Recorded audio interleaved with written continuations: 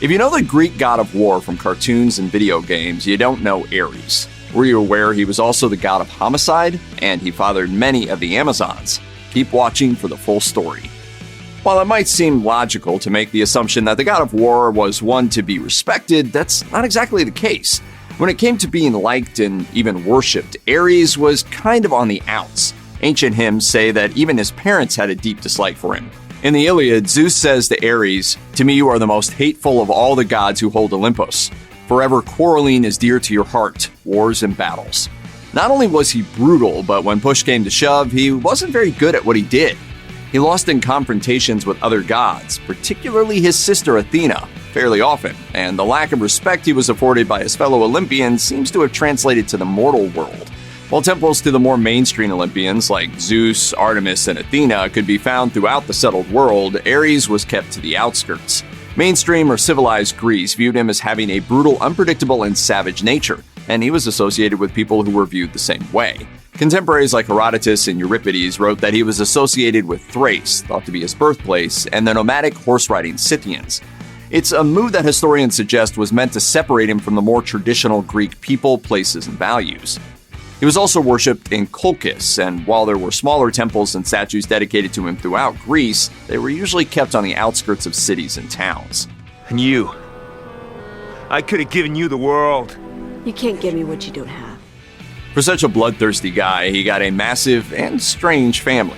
Ares is one of the relatively few children of Zeus and Hera, which makes his full sisters Aletheia, the goddess of childbirth, light, aid, and relief, and Hebe, the cupbearer of the gods and goddesses of young brides. His full brother is Hephaestus, the god of smiths, craftsmen, and fire. He also has a shocking number of kids, and while it's impossible to talk about all of them, there are a few who pretty perfectly illustrate the schism between his offspring. Some are expected. For example, he's the father of Deimos, the god of fear, and Phobos, the god of panic. But strangely, there's another side to his family tree. Along with a slew of warriors, kings, and queens, he's also the father of Harmonia, goddess of harmony, the god of love Eros, and according to some stories, he's also kind of ironically the father of Nike, the goddess of victory. Why am I not surprised to find that you have an interest in all this? Of course I do. You're my favorite. Today, Ares is mostly thought of as the Greek god of war, but digging into the works of ancient writers like Homer, Plato, and Aeschylus shows that he was also associated with other traits, and most of them weren't good. While the Iliad gives Ares credit for instilling the warriors of Troy with the courage and strength they needed to go charging into battle, this battle prowess is fueled by bloodthirsty rage. Even Homer also described him as violent Ares, that thing of fury, evil wrought. Plato says that those who followed him are so driven mad by a desire for death that they'll kill anyone in their path, even those they love. Ares' name also comes up in a discussion about Agamemnon's family and their gruesome slaughter of children. And according to Athenian law, he's also the god connected to murder and homicide. It's not just warriors that gave him the nod as they headed into battle either. Aeschylus wrote of the joy he took in randomly killing travelers on the road, while Apuleius wrote that brigands, highwaymen, and thieves, the sort that would attack and pillage defenseless villages, would sacrifice to Ares, the god they viewed as one of their own. Ares may have been a bloodthirsty jerk, but he did have a soft spot for Aphrodite, the goddess of love. The story of their ill-fated romance has been pieced together from fragments discovered over the years, and it's tragic stuff. It started when Hera was so embarrassed by her son Hephaestus that she threw him out of Mount Olympus. He trained as a smith, and in an attempt to get back into their good graces, he sent gifts to his family, including a golden throne that trapped Hera when she sat in it. Zeus asked Aphrodite to intervene with a marriage proposal to Hephaestus, and she agreed, thinking that there was no way the craftsman would best her beloved Ares in battle. He absolutely did, and when he gave Ares quite the beating and married Aphrodite, the god of war and the goddess of love kicked off an adulterous, incestuous affair. It resulted in several children, but it was never anything but tumultuous. The relationship is filled with stories like that of the ill-fated Adonis, a beautiful young man who captures Aphrodite's heart. There are a few different versions of what happened to him, but one says that Ares didn't take the news of their affair very well. Knowing that the pair were going to go out hunting, Ares sent a wild boar after the young Adonis. He was badly gored and died in Aphrodite's arms, bringing an end to their affair and a start to festivals honoring his short and beautiful life. Ares was pretty much a single-minded maniac who fought with the goal of causing as much destruction and death as he possibly could. Two things resulted from that. He was widely known as the sort the Olympians didn't voluntarily invite around for dinner, and he was frequently bested in combat. His most embarrassing defeat might be when he was trapped in a pot by a few giants and had to wait for another one of the gods to rescue him, but he was most regularly put in his place by Athena. In contrast to Ares, the beloved Athena was a goddess dedicated to war for a just cause, the protection of heroes and the Greek people, strategy, and wisdom. After emerging from her father Zeus's skull, fully grown and already armored for battle, she became known for favoring courageous heroes and righteous causes. During the Trojan War, Ares and Athena started out on the same side, the Greek side. However, Ares switched sides midway through, and when Athena went to her father and asked permission to take Ares out, it was granted. She absolutely did, and sent him running and crying to Zeus. The message is clear. There's a right way to fight a war and a wrong way. The Amazonians might be a tribe of all-female warrior women who forbid men from entering their ranks, or their home city of Themyscira, but their roots go all the way back to not a goddess, but a god. The first Amazon was a woman named Altria, and she was the daughter of Ares and a nymph named Harmonia. It's worth noting that this figure isn't the same person as Ares' daughter, also named Harmonia. In the true style of the Greek gods, Ares then hooked up with Altria, who gave birth to several of Amazon's greatest queens, including Hippolyta, Antiope, and Penthesilea. The Amazon warriors show up throughout Greek mythology. Hippolyta, for example, appears in the stories of the 12 labors of Heracles. For his ninth task, he was sent to steal the belt of the Amazon queen.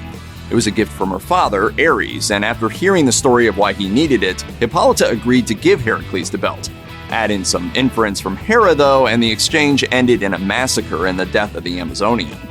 Ares' other famous Amazonian daughter, Penthesilea, met her end in hand-to-hand combat against Achilles during the Trojan War. Achilles was so impressed with her prowess in battle that he honored her with a warrior's burial. Ares might not have had the widespread love that some of his fellow Olympians did, but people being people, it's not surprising that he had his fans, and they really liked to make sacrifices to him. Just what those sacrifices were varied by cult. The Thracians and the Scythians were the people perhaps most devoted to him, and the latter used a sword to symbolize him. Horses, cattle, and human sacrifices were all readily offered in Ares' name, and they weren't the only ones to slaughter humans for their god. Unsurprisingly, there was also a cult of Ares at Sparta, where a statue of the war god showed him in chains. The idea was that his spirit, and all his bloodthirsty hunger, was forever connected to and present in every part of Spartan culture, and the Spartans offered up human sacrifices to prove how serious they were. Ares wasn't just about leading his men into battle, and the sacrifices made to him reflected that in Tegia. After the women of the city joined in a battle against the Lacedaemonian king and secured victory with their attack, they regularly celebrated their triumph with an all-female sacrificial feast. The Roman equivalent of the Greek Ares is Mars. They're both portrayed with the same imagery, they're both strongly associated with war and conflict, and they both have a counterpart in the goddess of war, respectively Athena and Minerva. Mars hooked up with Venus just like Ares with Aphrodite, but there are a ton of differences between the two gods too. Mars was much more of a level-headed, rational figure than his Greek counterpart. Instead of being pushed to the outskirts and lording over the lawless, he was the father of Rome's founders, Romulus and Remus, and was regarded as the city's protector. While Mars wasn't quite the wise tactician that the goddess of war Minerva was, he was also not as insanely destructive as Ares was. While Ares was known for kicking off conflicts for no other reason than bloodshed, wars fought in the name of Mars were seen as necessary for clearing the way for peace. When Mars went to war, it was to settle conflicts with an end goal in mind, and to that end, he was celebrated for bringing righteous victory to Rome. As such, he was one of Rome's archaic triad, with his father being the only god that rivaled him in importance. The months of March and October were dominated by his festivals and sacrifices, and while those were typically rams, bulls, and pigs, he was the only Roman god to be offered horses as sacrifices too. Our solar system's famous red planet is, of course, named Mars, after Ares' Roman counterpart. So far, so good. It was the planet's bloody color that earned it a connection with the god of war, which makes sense. Mars has two moons, and they're named Deimos and Phobos. But Deimos and Phobos are the children of Ares, not Mars. The Roman god also fathered the gods of fear and terror, but they were named Timor and Metis. Why not name the planet's moons after them? Because the planet was called Ares for a long time. The Homeric hymns are a group of songs, each one dedicated to a different god. The eighth is to Ares and includes the verses, sceptered king of manliness, who whirl your fiery spear among the planets in their sevenfold courses through the aether, wherein your blazing steeds ever bear you above the third firmament of heaven. The hymns are attributed to Homer, who may or may not have existed, and they're generally dated between the 7th and 6th centuries BC. It's been suggested that the hymn to Ares is a later addition, but it's clear that the ancient Greeks had named one of the 7 planets they knew after their god of war, and that was Ares. While it was Mars to the Romans, it turns out that yes, naming the moons after the sons of Ares makes sense after all. Check out one of our newest videos right here. Plus, even more grunge videos about folklore and mythology are coming soon. Subscribe to our YouTube channel and hit the bell so you don't miss a single one.